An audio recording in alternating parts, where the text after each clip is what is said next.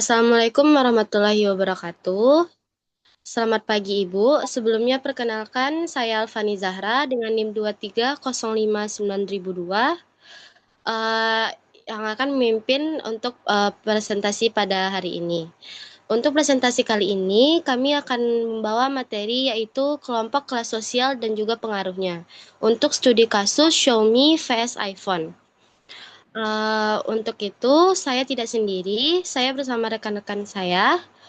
Yang pertama itu ada Alia Nofrika Anggraini, lalu ada Dewi Maifa Sarli, lalu yang ketiga ada Muhammad Masrajun Al-Ghazali, yang keempat ada Rindika Ralnandes, lalu yang selanjutnya ada Rizka Witri Zulkarnain. Mungkin next untuk materi yang pertama itu akan dibacakan oleh rekan saya Dwi. Kepada Dwi dipersilakan. Baik, terima kasih kepada moderator. Saya akan membacakan materi pertama yaitu A. Definisi dan indikator kelas sosial. Kelas sosial merupakan pengelompokan masyarakat berdasarkan status ekonomi, pendidikan, pekerjaan, dan gaya hidup. Dalam konteks ini, kelas menengah memiliki pendapatan yang cukup untuk memenuhi kebutuhan pokok dan beberapa kebutuhan sekunder. Mereka cenderung rasional dalam pembelian, mencari value for money dan mempertimbangkan fitur serta harga.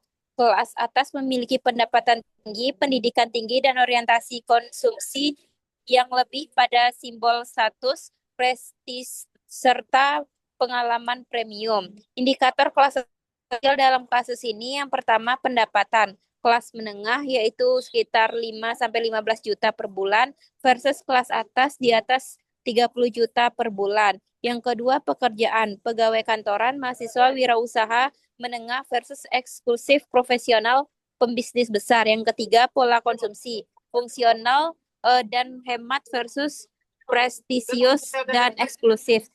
Sekian materi dari saya kembalikan kepada moderator. Terima kasih.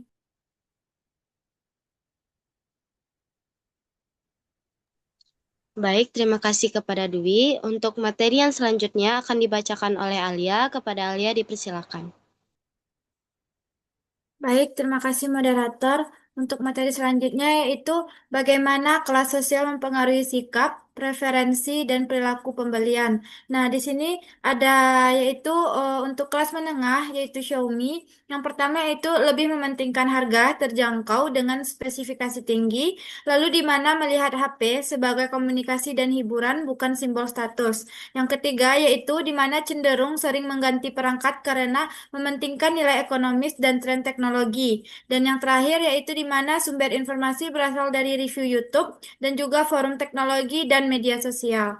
Lalu untuk kelas atas seperti iPhone, yaitu di mana memandang HP sebagai simbol prestis dan citra diri. Yang kedua yaitu lebih loyal terhadap brand Apple karena kualitas ekosistem tertutup dan eksklusivitas. Yang ketiga, di mana keputusan pembelian dipengaruhi oleh emosional dan status sosial bukan hanya fungsi. Dan yang terakhir yaitu di mana sumber informasi banyak berasal dari komunitas eksklusif, influencer high class dan juga atau juga pengalaman pribadi. Selanjutnya yaitu di mana adanya hubungan antara kelas sosial dengan gaya hidup dan aspirasi konsumen.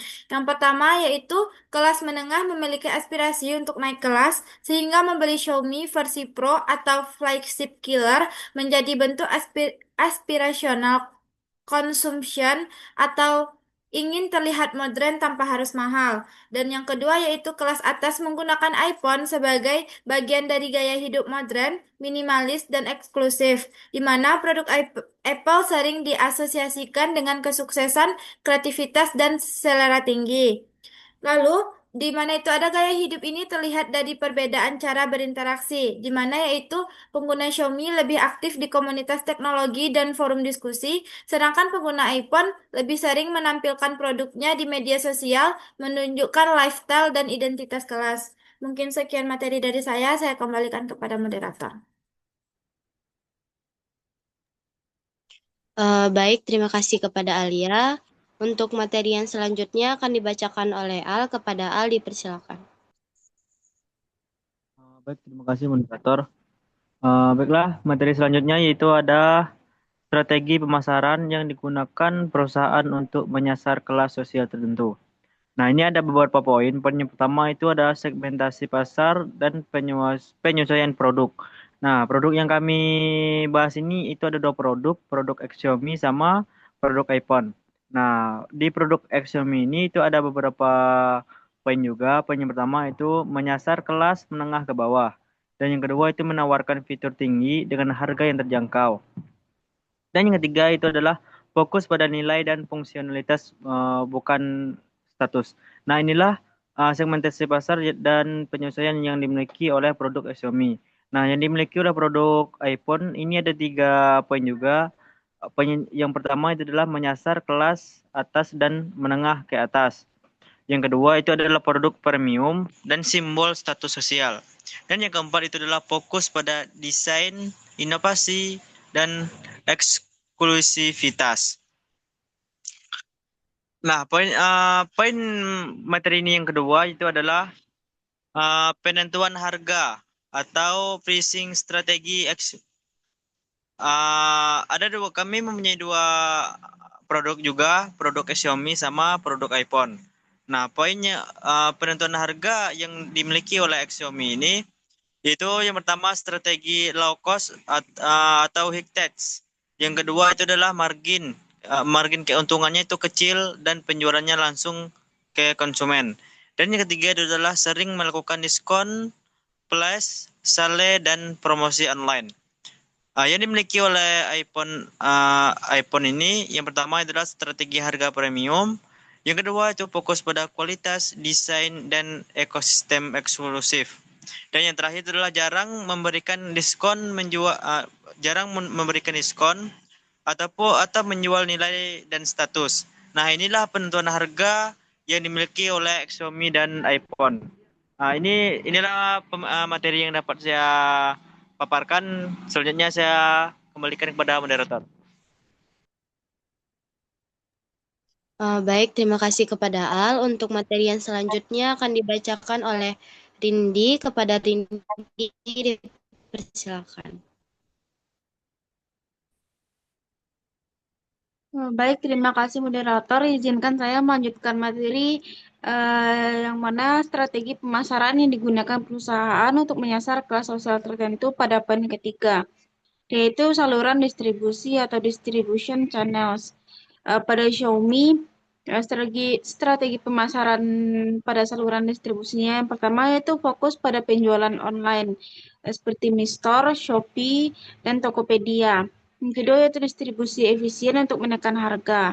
Yang ketiga juga bekerja sama dengan toko ponsel lokal. Sedangkan pada iPhone atau Apple, yang pertama yaitu distribusi eksklusif melalui Apple Store dan toko premium. Yang kedua, pengalaman berbelanja mewah dan terkontrol. Yang ketiga yaitu fokus pada citra merek dan pelayanan premium. Poin yang keempat yaitu promosi dan iklan atau advertising dan promotion. Pada Xiaomi, poin yang pertama yaitu gunakan media sosial dan digital marketing. Yang kedua, tekankan value for money. Yang ketiga, promosi lewat influencer lokal dan kampanye online. Sedangkan pada iPhone atau Apple ialah iklan premium dan emosional. Yang kedua, fokus pada gaya hidup dan pengalaman pengguna. Yang terakhir, gunakan media besar dan selebriti ternama. Untuk poin yang kelima yaitu penggunaan endorse. Pada Xiaomi menggunakan influencer lokal dan relatable, sedangkan targetnya kelas menengah ke bawah dan anak muda. Sedangkan iPhone menggunakan selebriti internasional yang berkelas, serta meningkatkan citra eksklusif dan status sosial. Next. Dari selanjutnya yaitu perbedaan komunikasi pemasaran, iklan, media, endorse untuk tiap segmen kelas sosial. Yang pertama yaitu komunikasi pemasaran untuk kelas atas atau upper class, iPhone, Apple. Yang pertama yaitu iklan dengan gaya elegan dan premium, fokus pada kualitas eksklusivitas dan nilai emosional, serta menampilkan kisah inspiratif dan gaya hidup berkelas. Sedangkan pada medianya yaitu majalah premium atau Forbes, Vogue, televisi kabel dan event eksklusif seperti Apple Event, serta platform digital eksklusif. Yang terakhir itu endorse selebriti internasional, tokoh berpengaruh, meningkatkan citra prestis dan eksklusivitas. Sebagai contoh yaitu Taylor Swift dan Oprah Winfrey. Sekian materi saya kembalikan ke moderator.